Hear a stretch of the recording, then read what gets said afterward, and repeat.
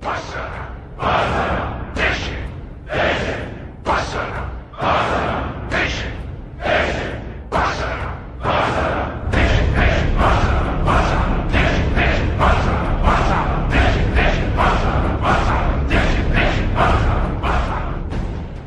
up again there, viewers? Brian here at 3TR, and welcome to the return of Batman Month. Now, before I get into my review, I'd first off like to thank my friend out there, if he's watching this video, for actually getting me an early copy of The Dark Knight Returns Part 1, because I had pre-ordered this on Amazon, which isn't supposed to come out till the 25th of this month, but thanks to him, I no longer have to do that. So, if you're watching, thanks man, because you are completely awesome.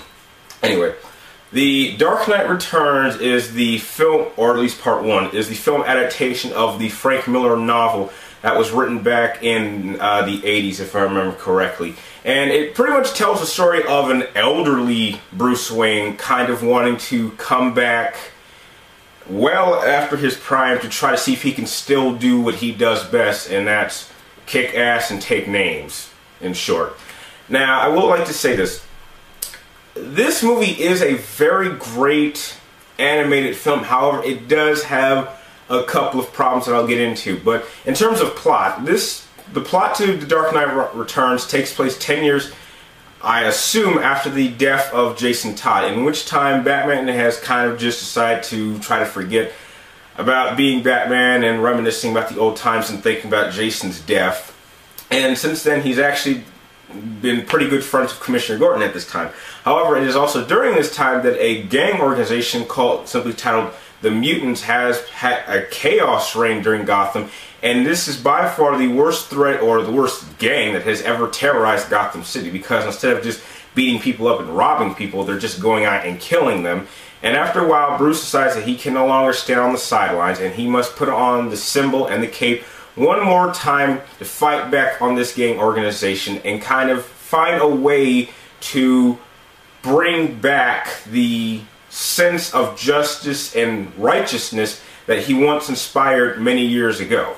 Now, it's also during this time that he runs into the new Robin for this timeline, which goes by the name of Carrie Kelly. And after a particular fight, which I'm not going to spoil, she actually manages to help Batman win that fight, and in doing so, Batman accepts her as the new Robin this time around. And later on, there's other mentions of Harvey Dent, as he actually kind of comes out of rehab, and the Joker's mentioned, but the main threat of the movie is by far the mutant general. But that's all I'm going to say in terms of plot. Now, I will say this.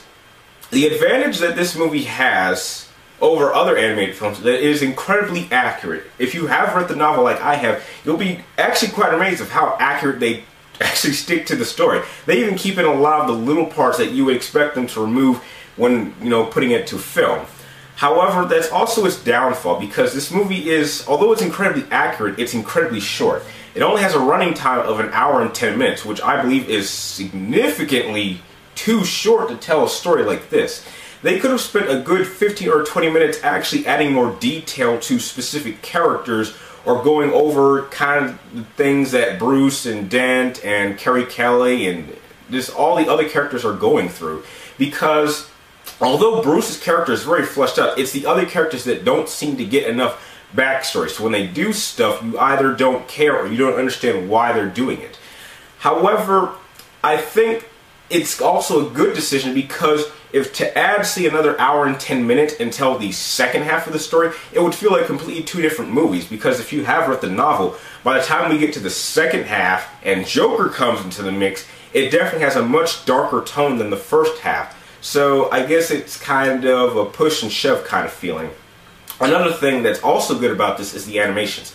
The animation is very gritty and dark, but not quite as graphically done as, say, the artwork in the novel, but it's a definitely good interpretation. They even go so much as actually get the famous Dark Knight Returns pose where he's jumping and the lightning strike does the whole thing. That they actually keep that in the movie too.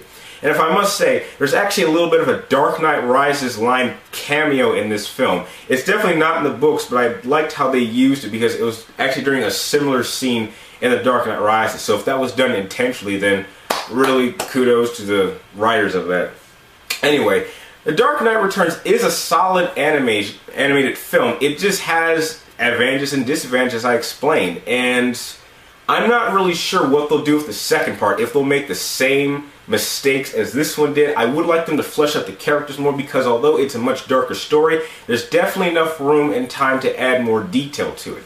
And with that, I'm happy to give The Dark Knight Returns an 8.5 out of 10. Definitely one of the better animated films, kind of close to Batman Year One, but makes some of the same mistakes. If you like this review, please like, comment down below, and subscribe to the top to keep track of me and my future videos. And if any of you have any more Batman animated movies or animated cartoons you want me to review, please comment them down below, and I'll be sure to get them out as soon as I can. And like always, thank you for watching, and I will see you next time.